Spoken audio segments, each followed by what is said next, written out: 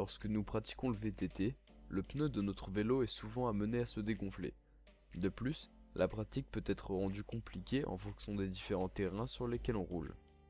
Par exemple, si je roule sur une route plate, il faudra que mon pneu soit fortement gonflé. Or, si je roule sur une route comportant beaucoup de rochers ou de cailloux, il faudra que ma roue soit légèrement dégonflée afin d'absorber les vibrations. C'est pourquoi nous avons décidé de créer un système permettant d'adapter la pression dans le pneu tout en roulant.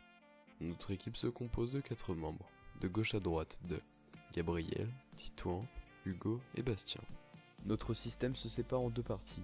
Une partie fixe présente sur le guidon depuis laquelle l'utilisateur va ordonner de modifier la pression, et une partie mobile située sur le moyeu qui, elle, permettra d'actionner l'ordre de la partie fixe et ainsi de gonfler ou dégonfler le pneu.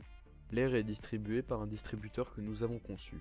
Pour envoyer de l'air dans la jante, le servomoteur se met dans une position permettant à l'air présent dans une cartouche de CO2 de s'infiltrer dans la jante. Pour retirer de l'air de la jante du vélo, le système se met en position afin que l'air présent dans la jante s'évacue dans l'atmosphère. La partie mobile du système est composée des différentes parties du boîtier, d'un joint torique, du système de distribution d'air comprimé, d'une pile 9 volts, d'une carte Arduino Nano. Le tout est maintenu à l'aide de brides. Les différentes parties du boîtier sont maintenues entre elles grâce à des vis.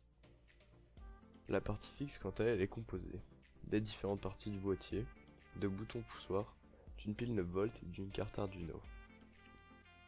Les deux parties du système communiquent entre elles à l'aide d'antennes radiofréquences 433 MHz.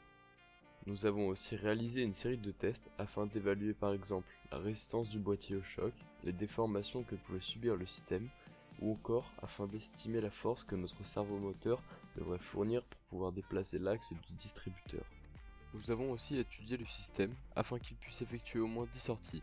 Nous avons porté cette étude sur la partie mobile car c'est la plus consommatrice et avons pris une moyenne de 10 changements de pression pour une sortie de 2 heures. Nous avons conçu notre système sur SolidWorks puis l'avons imprimé en 3D. Nous avons choisi l'ABS comme matériau.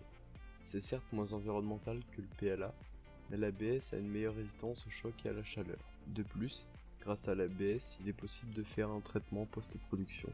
Nous avons recherché le caractère innovant de notre produit.